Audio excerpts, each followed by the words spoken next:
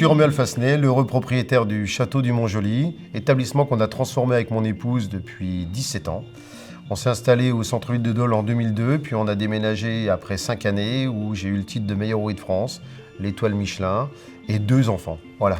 Alors ma cuisine, elle fait forcément la part belle de mon territoire, de mon terroir, la Franche-Comté, la Bourgogne-Franche-Comté maintenant, où je travaille en collaboration depuis 22 ans maintenant avec des éleveurs, des maraîchers, des producteurs.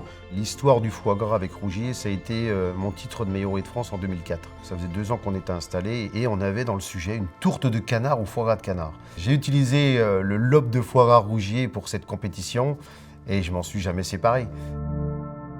Étant franc-comtois, mon rayonnement il est assez local, mais comme j'aime les beaux produits, il m'est difficile de ne pas traiter le homard, la Saint-Jacques, le bar de ligne, les produits de la mer finalement. Je ne peux pas m'interdire de faire de la Saint-Jacques en période.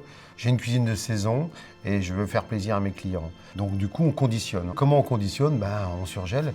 C'est-à-dire qu'on traite le produit quand il est à son apogée, quand il a le meilleur des goûts, le meilleur des parfums. Et la surgélation, c'est une façon de stopper, de bloquer le produit au moment où il est top. Et finalement, quand on le ressort, il est magnifique. Et c'est ce qu'on retrouve dans les produits Rougier avec cette Saint-Jacques.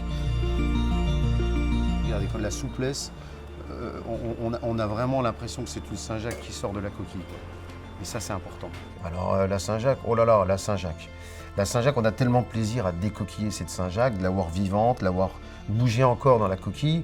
On se dit jamais on va pouvoir travailler une Saint-Jacques surgelée. Eh bien non, voilà, on essaye parce qu'on est curieux. Un chef, il se doit d'être curieux, d'essayer.